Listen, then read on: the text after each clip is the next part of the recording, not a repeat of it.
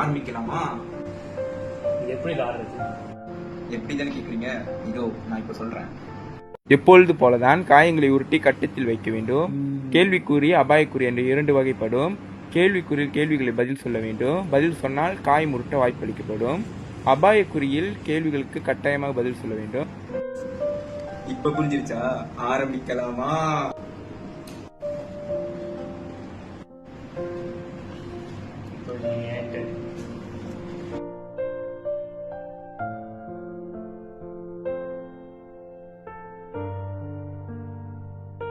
ஐயோ, கேள்விக்குறியில் விழுந்து விட்டது. கேள்விக்கறியில விழுந்தா நீ பதில் சொல்லியே ஆகணும். சொன்னாதான் உனக்கு இன்னொரு ஒரு காயம் உருட்ட ஒரு வாய்ப்பளிக்கப்படும்.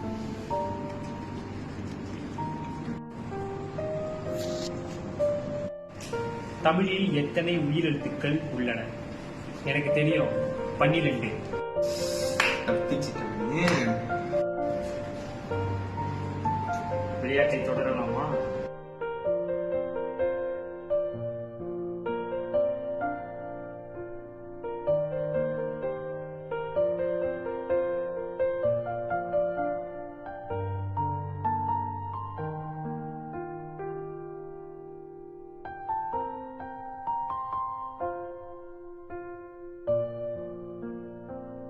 ஐயோ, ஆச்சரியக்குறியில விழுந்துருச்சு.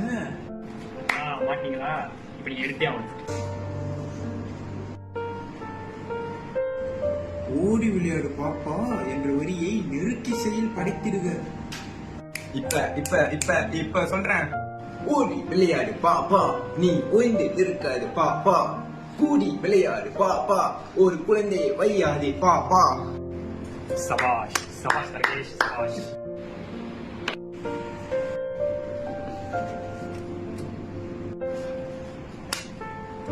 எதிர் சொல் தருக.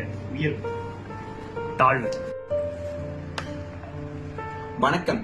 இந்த புத்திமான் பரமபதம் பல நோக்கங்களை கொண்டுள்ளது. முதல் நோக்கமானது நல்லொழுக்கங்களை போதிக்கும். இது ஒரு நெறி வழிகாட்டும் விளையாட்டாகும். இது நற்குணங்கள், தீகுணங்கள் ஆகியவற்றின் விளைவுகளை விளக்குகின்றது.